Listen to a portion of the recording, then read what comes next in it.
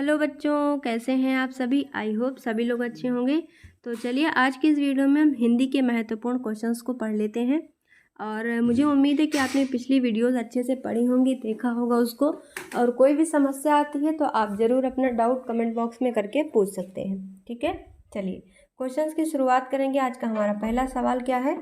मैला आंचल, जो कि एक हिंदी में पूछे जाने वाला आपके कोर्स का बहुत ही फेमस सवाल है बच्चों, ध्यान रखिएगा इसको। पूछा गया है मैला आंचल किसकी रचना है। प्रेमचंद्र, फणीश्वरनाथ रेणु, अमृत राय या मोहन राकेश। तो याद रखिएगा कि जो मैला आंचल रचना है वो किसकी रचना है, फणीश्वरनाथ रेणु की रचना है। मतलब करेक्ट आंसर क्या हो जाएगा बच्चों, ऑप्शन नंबर बी इस सवाल का सही जवाब होगा। ठीक है। और एक चीज़ और, जो हिंदी की अभी देखो 2 ही वीडियोस हुई है ना, अभी इसके आगे की मैं आगे और वीडियोस आपको करवा दूंगी, और ताकि आपको दिक्कत ना हो। ठीक है, चलिए बढ़ते हैं अपने अगले सवाल की तरफ।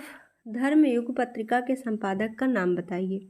ऑप्शंस है धर्मवीर भारती, हजारी प्रसाद द्विवेदी, प्रेमचंद्र या भगवती चरण वर्मा। तो राइट आंसर क्या हो जाएगा, धर्मयुग जो पत्रिका है उसके संपादक का नाम क्या है, धर्मवीर भारती। मतलब करेक्ट आंसर क्या हो जाएगा बच्चों इसका, ऑप्शन नंबर ए इस सवाल का सही आंसर बनेगा। ठीक है। ऑप्शन नंबर सी देखिए क्या लिखा हुआ है, प्रेमचंद्र। प्रेमचंद्र की मुख्य रचनाएं कौन कौन सी हैं, याद करिए। गबन, गोदान, ये सभी किसकी रचना है, प्रेमचंद्र की रचना है। ठीक है। ऑप्शन बी देखिए लिखा है हजारी प्रसाद द्विवेदी। इनके कुछ महत्वपूर्ण आपको रचनाओं के नाम याद कर लेने हैं। एक तो है कुटज, जो कि क्या है, ललित निबंध है, बहुत ज़्यादा इंपॉर्टेंट है। और एक है गुरु नानक देव, ये क्या है, इनकी जीवनी है, याद रखिएगा। और एक है चारुचंद्र लेखिए, इनका उपन्यास है, ये भी याद रखिएगा।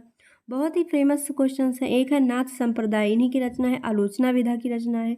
सभी रचनाओं को आपको याद कर लेना है। ठीक है, सारी इंपॉर्टेंट है, और जितने भी इंपॉर्टेंट है मैं साथ साथ में ऑप्शंस के थ्रू आपको बताती चलूँगी, ताकि आपको बार बार वो चीज़ मैं रिवाइज़ करा सकूँ।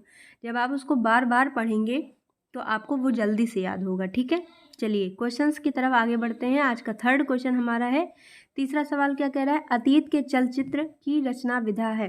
अब देखो पूछा गया है कि अतीत के चलचित्र किस विधा की रचना है, आत्मकथा, संस्मरण, रेखा चित्र या डी ऑप्शन कहानी।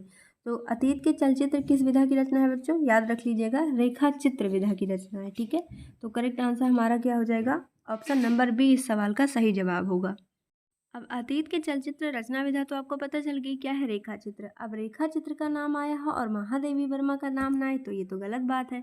तो अतीत के चलचित्र किसकी रचना है, महादेवी वर्मा की रचना है। ठीक है, ज़्यादातर रेखा चित्र में सवाल इन्हीं के ऊपर पूछा जाता है जो महादेवी वर्मा ने लिखे हुए हैं। तो आंसर याद रख लीजिएगा। चलिए बढ़ते हैं अगले अपने सवाल की तरफ। क्वेश्चन नंबर 4 क्या है, कुटज जो कि एक रचना है, पूछा गया है डॉक्टर हजारी प्रसाद द्विवेदी का ग्रंथ है, कौन सा ग्रंथ है, नाटक, निबंध, रस या फिर काव्य। सही जवाब इसका क्या हो जाएगा बच्चों, ऑप्शन नंबर बी, यानी कि इनका जो कुटज रचना है हजारी प्रसाद द्विवेदी का, वो क्या है, एक ललित निबंध है। ठीक है, याद कर लिया। अभी इसके पहले जो हजारी प्रसाद की जितनी रचनाएं मैंने आपको बताई, गुरु नानक देव बताया, नाथ संप्रदाय बताया, ये सभी रचनाएं याद रख लीजिएगा क्योंकि बहुत ज़्यादा इंपॉर्टेंट है। अच्छा, अब मैं आपसे अगर एक चीज़ पूछूं कि हजारी प्रसाद द्विवेदी का कोई काव्य आपको पता है क्या, नाटक ये सभी तो हमने देखा, लेकिन क्या इनका कोई काव्य है जो आपको याद अभी आ रहा हो। तो अगर जिसको जिसको भी देखो बच्चों याद आ रहा हो वो कमेंट करके लिखिएगा। ठीक है, और रही बात काव्य की, तो एक काव्य बहुत ज़्यादा आपसे पूछा जाता है, याद कर लीजिएगा, ठंडा लोहा। ये है धर्मवीर भारती की रचना, बहुत ही सवाल इम्पॉर्टेंट है, याद करिएगा। और इस क्वेश्चन को मैं आपको करवाऊंगी अगले वीडियो में, लेकिन अभी इसको याद कर लीजिए। ठीक है, चलिए बढ़ चलते हैं अपने अगले सवाल की तरफ। क्वेश्चन पूछा जाए, देखो कल की वीडियो में मैंने आपको बताया था भारतेंदु काल की समय सीमा, आज मैं आपको बता रही हूँ पूर्व भारतेंदु काल की समय सीमा। सवाल भी मैंने बनाया है, पूर्व भारतेंदु काल की समय सीमा बताइए। ऑप्शंस हैं 1643 से 1866, 1867 से 1904, 1905 से 1915 या ऑप्शन डी 1915 से 1920। राइट आंसर क्या हो जाएगा, कल भी बताया था, ऑप्शन क्या है, ऑप्शन नंबर ए, यानी कि 1643 से 1866 का ये जो समय सीमा है वो किसके है, पूर्व भारतेंदु काल की समय सीमा है।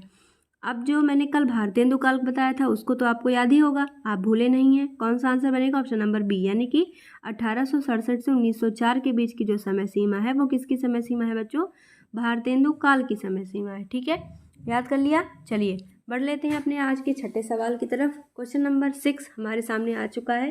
सवाल क्या कह रहा है, निम्नलिखित में से रेडियो नाटक है, नाटक तो आपने पढ़ा होगा लेकिन पूछा गया है रेडियो नाटक है कौन सा, गबन, दीपदान, नए मेहमान या सीमा रेखा। अब देखो रेडियो नाटक तो मैं आपको बता दूंगी कि सीमा रेखा है, यानी कि करेक्ट आंसर क्या हो जाएगा, डी ऑप्शन।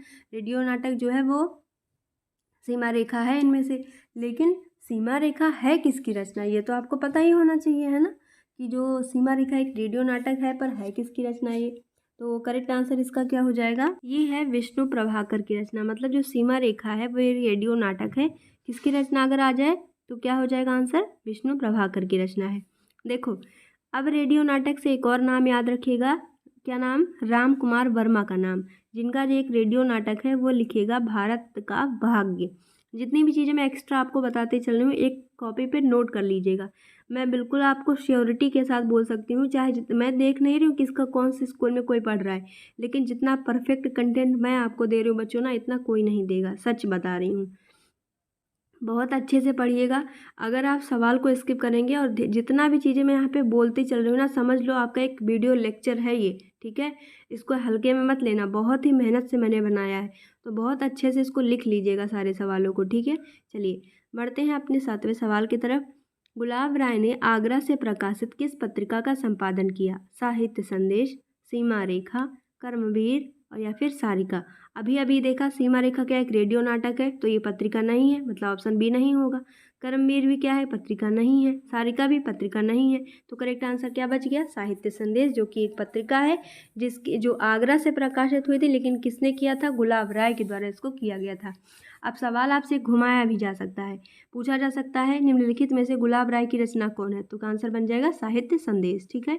या फिर पूछा जा सकता है किस पत्रिका का संपादन गुलाब राय ने किया है, तो साहित्य संदेश पत्रिका का संपादन किसने किया है, गुलाब राय ने किया है, जो कि कहाँ से प्रकाशित हुई थी, आगरा से प्रकाशित हुई। चलिए क्वेश्चन नंबर 8 क्या कह रहा है, 8वां सवाल देखते हैं। खून के छींटे रचना के लेखक का नाम बताइए। बहुत इंपॉर्टेंट सवाल है।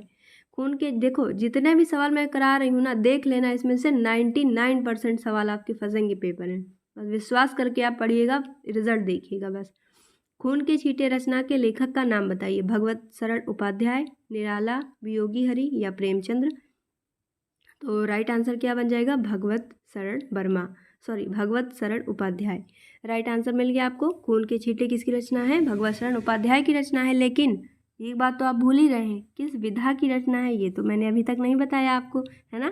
तो विधा तो हमारे लिए बहुत ही ज़्यादा इंपॉर्टेंट, जैसे लेखक है वैसे विधा भी है एक लेखक संग्रह है, ठीक है। चलिए आज का हमारा सेकंड लास्ट क्वेश्चन आ चुका है। क्वेश्चन नंबर 9 सवाल पूछा जा रहा है आपसे, चंद छंद वर्णन की महिमा, ये जो है एक रचना है किस विधा की, खड़ी बोली गद्य, एकांकी, कहानी या फिर उपन्यास। तो जो चंद छंद वर्णन की महिमा है, बहुत ही ज़्यादा पूछा गया सवाल है, याद रखिएगा, इम्पोर्टेंट है। तो क्या है, ये खड़ी बोली गद्य है, यानी कि राइट ऑप्शन क्या हो जाएगा हमारा सही वाला, ए ऑप्शन हमारा करेक्ट आंसर बनेगा। लेकिन कवि कौन है इसके या लेखक कौन है इसके, ये तो हमने जाना ही नहीं। तो चंद छंद वर्णन की महिमा कवि गंग की रचना है, ठीक है। इनके लेखक कौन है, कवि गंग, जो कि क्या है, खड़ी बोली गद्य है।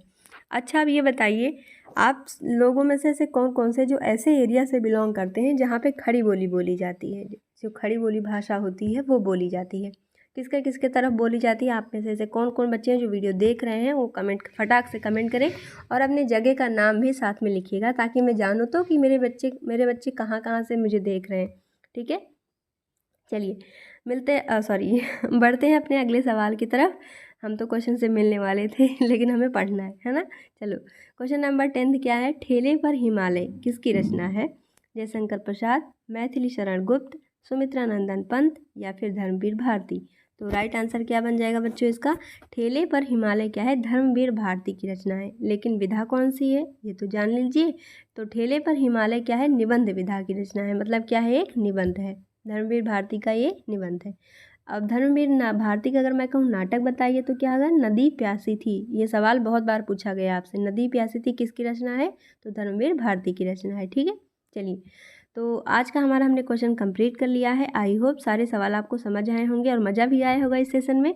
तो फिर मिलते हैं अब अगले वीडियो में, तब तक के लिए थैंक यू। अपने स्वास्थ्य का आप ध्यान रखिए, क्योंकि इस टाइम बीमारी बहुत तेज़ चल रही है, घर के अंदर रहें, ज़्यादा बाहर ना निकलें, बाहर का खाना भी ना खाएं और अपने एग्ज़ाम के लिए अच्छे से प्रिपरेशन करें। Best of luck for your exam. Thank you बच्चों।